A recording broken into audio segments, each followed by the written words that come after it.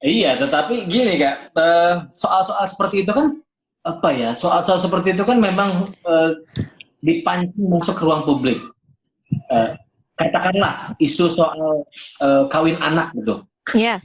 Itu kan sebetulnya di dalam Islam kan udah ada batasannya. Mm-mm. Kemudian hukum keluarga atau kompilasi hukum Islam juga sudah membatasi. Ini loh undang-undangnya, ini loh batasannya. Kenapa begini? Karena mempersiapkan seorang anak laki-laki dan perempuan itu siap betul-betul siap bertanggung jawab itu kira-kira. Mm-mm. Nah, tapi kan tiba-tiba ada isu yang begitu memasukkan isu yang populis gitu, yang dikatakan isu agama begitu, itu dianggap ini kan nggak masalah sama sama agama, boleh dong kalau kita melakukan ini gitu. Nah itu kan yang terakhirnya dengan cara yang sangat reaktif. Maksud saya ya ya itu artinya problemnya kan ini untuk membuat semacam ada edukasinya di dalam masyarakat. Kalau merujuk pada gagasan Cak Nur, gagasan Gus Dur misalnya, itu kan yang besar-besar.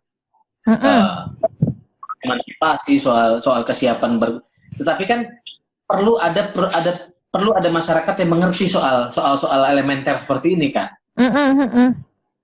Ya, dari orang Kasadia Ma'ruf, dari Alisa Wahid gitu loh, dari Mm-mm. cuma yang Mbak Lis, yang mungkin bukan Mbak Lis tapi siapa gitu ya, Mbak Nurofia atau siapa yang masuk ke isu-isu itu gitu. Mm-mm. Mm-mm.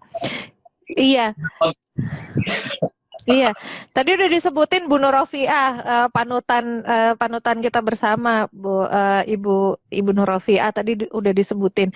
Saya kira itu adalah salah satu contoh, itu adalah salah satu contoh di mana memang ada yang dibangun gitu, ada yang dibangun, nggak reaktif gitu. Ibu Nur Rofiah dengan apa keadilan gender Islam ya, KGI-nya itu, dengan ngaji KGI-nya itu terlepas gitu, terlepas ada isu apa. Kemarin aja baru baru rame lagi soal marital rape di Twitter, ya bolehlah temanya minggu depan marital rape kayak gitu. Uh, Ya, betul. but itu adalah satu bangunan yang memang dirintis, satu bangunan yang memang dirintis menurut saya ya. Nanti boleh ditanyakan sama Ibu Nur Rofiahnya sendiri. Tapi kalau menurut saya melihatnya suatu bangunan yang dirintis memang karena berdasarkan keyakinan, juga berdasarkan karena keresahan apa yang terjadi di lingkungan kita sendiri, terlepas dari isu. Maksud saya itu enggak maksud saya ada ya sebenarnya kan persis seperti yang dibangun sama Nurholis Majid Society ini kan. Jadi apa uh, tidak sedikit-sedikit merespon yang heboh gitu. Sedikit-sedikit merespon yang heboh. Diskusi tentang jilbab hanya karena gitu kan, diskusi tentang jilbab misalnya hanya karena sedang heboh gitu kan, diskusi tentang perkawinan anak hanya karena sedang heboh, padahal guru-guru kita nggak mikirin tuh yang heboh apa gitu.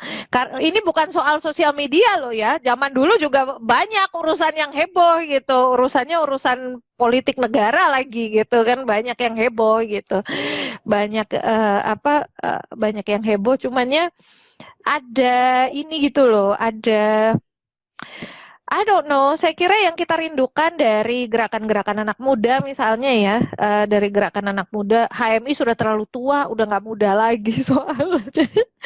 HMI sudah HMI sudah terlalu tua, sudah. Ini mohon maaf ya kader HMI kalau ada kakak-kakak kanda-kanda yang lebih cocok dibilang ayahanda sebenarnya daripada kanda-kanda.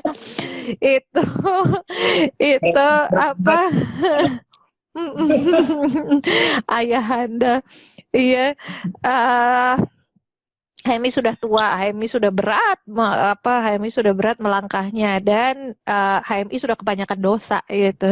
Jadinya kalau ini otokritik loh, saya proud kader HMI gitu. Suami saya juga sampai pengurus PB, jangan salah gitu. Makanya ini sudah terlalu banyak dosa, intrik politik dan lain sebagainya. Jadi tidak bisa lagi tuh, rasanya tuh hampir tidak berhak tuh bicara soal kemanusiaan yang seperti yang diwariskan Nurholis Majid gitu, yang penuh dengan apa gagasan-gagasan kemajuan peradaban kayak gitu, kebanyakan dosa. Jadinya perlunya reformasi. Tapi saya kira bukan hanya reformasi, saya kira ya transformasi transformasi organisasi. Saya kira yang itu bisa juga jadi terobosan gerakan anak muda yang memang terstruktur. Kayak kita nih maunya apa terstruktur seperti guru-guru kita dulu. Ini kita nih maunya Indonesia yang seperti apa gitu. Kita maunya Indonesia yang seperti apa gitu. Jadi bukan apa ya, kan kita beruntung bisa nyontek gagasannya guru-guru gitu, tinggal dikontekstualisasikan. Jadi sehingga diskusi yang terjadi juga itu tadi nggak hanya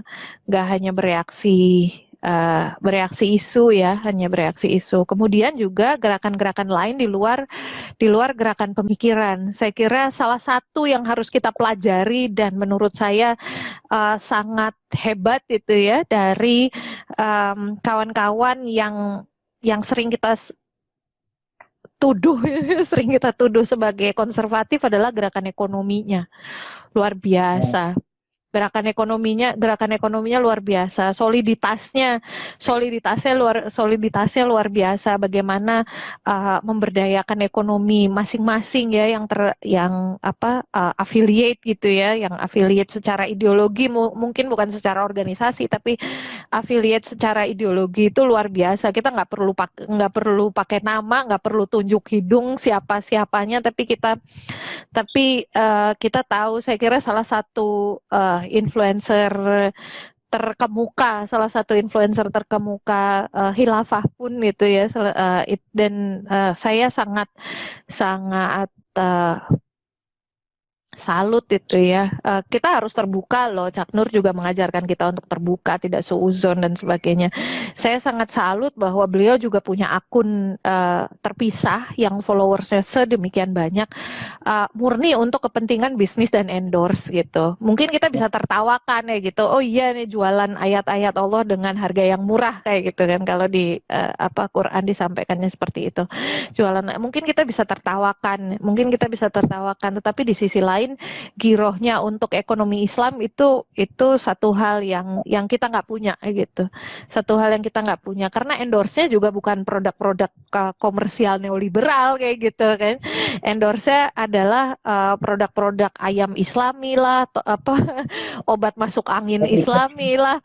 Terlepas dari kita bisa ketawa bahwa itu adalah komodifikasi agama gitu. Komodifikasi itu adalah komodifikasi agama, tapi saya bicara terbuka saja, saya lebih respect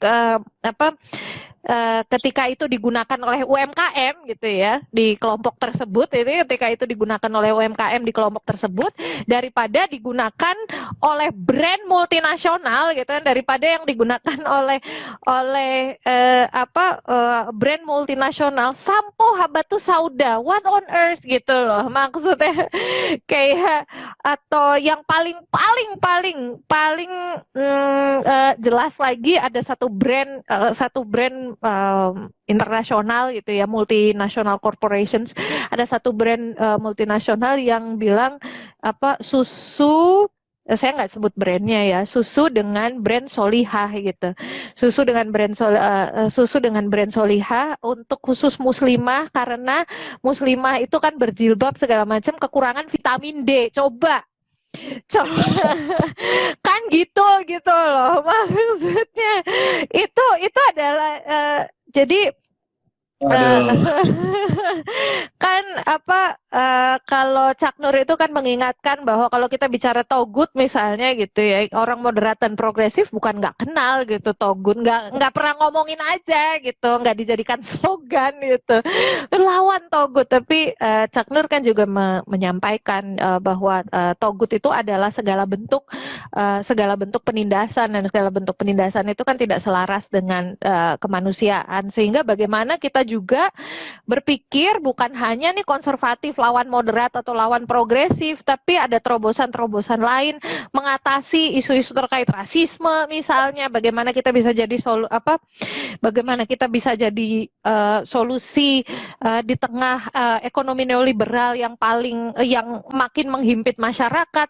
Bagaimana kalau kita bilang bahwa Nurholis Majid memesankan pada kita untuk safeguarding peradaban, ya, bahwa peradaban adalah tugas kekhalifahan. Saya jarang banget gitu lihat organisasi Islam yang ngomongin climate change misalnya. Iya, ya. Gitu loh. Ini climate crisis udah bukan climate change. Artinya jalan masuk tuh banyak. Jalan masuk tuh banyak kalau kita mau melihat big picture seperti yang obrolkan atau seperti keyakinan guru-guru kita. Anak-anak muda sekarang sudah mulai banyak berbincang soal misalnya kesehatan mental dan sebagainya. Kemarin saya sama teman-teman Islam Cinta juga sempat ngobrol. Kita ini dong ngobrol soal kesehatan spiritual misalnya kayak gitu. Bagaimana pemikiran guru-guru kita itu diturunkan dalam tataran praktis yang sifatnya pengembangan diri misalnya. Anak-anak muda itu kan sangat saat ini sangat haus pengembangan diri, sehingga bagaimana seperti masa guru kita dulu, apapun nanti bahasa dan kemasannya, seperti masa guru kita dulu bahwa Islam ini kemudian menjadi solusi, menjadi terobosan dari segala kebuntuan gitu. Bukan menjadi ajang gontok-gontokan gitu. Ini saya serius loh. Organisasi Islam moderat, progresif, konservatif, radikal, nggak ada yang ngomongin climate crisis, itu kan bingung loh. Nurholis Majid Society harus leading di bidang ini karena itu pesan Cak Nur gitu. Oke, Kak Diah, ini saya nyapa nih dari tadi, ada pertanyaan. Hai. Oh iya. Ada pertanyaan ya. Ini ada teman dari pesantren Tebu Ireng. Siapa ini? Oh, Syarif. Hadir Bang. Hadir Bang. Oh, ngabsen doang. Assalamualaikum semuanya yang hadir. Seru loh. Seru banget ini. Saya mendengarkan Kak Sadia ngomong. Ini ada pertanyaan dari Ahmad. Tapi ini ngomongin soal komika ini. Boleh. Sejauh mana porsi konten agama dalam industri komika? Sejauh mana? Iya, sejauh mana porsi konten agama? Sering gini, maksudnya apa? Banyak yang berminat membahas gitu, banyak yang berminat membahas, tapi saya kira so far Sadia salah satu yang paling banyak membahas karena ada kepercayaan diri yang lebih gitu di isu-isu itu. Teman-teman senior di stand up comedy kayak Panji Pragiwaksono, Musidik sebagainya itu sering bilang kamu itu niche banget, itu spesifik gitu. Spesifik, mungkin saya jadi kayak berhak gitu ngomongin agama karena sudah berjilbab, Arab pula gitu kan, pokoknya Arab pula, Pekalongan gitu kan, pokoknya kalau apa-apa lapor Habib Lutfi gitu. Kagak, ya Allah, aduh, throwing down names gitu, enggak, tapi saya kira ada komika seperti Zawin Nur kalau tidak salah ya, saya itu juga alumni pesantren dan banyak tentang kehidupan pesantren. Saya juga endorse salah satu film yang sekarang sedang diputar keliling dengan protokol kesehatan juga, film dokumenter karya Mas Salahuddin namanya, karya Mas Salahuddin, @salah.cetak gitu. @salah.cetak, judulnya filmnya film pesantren.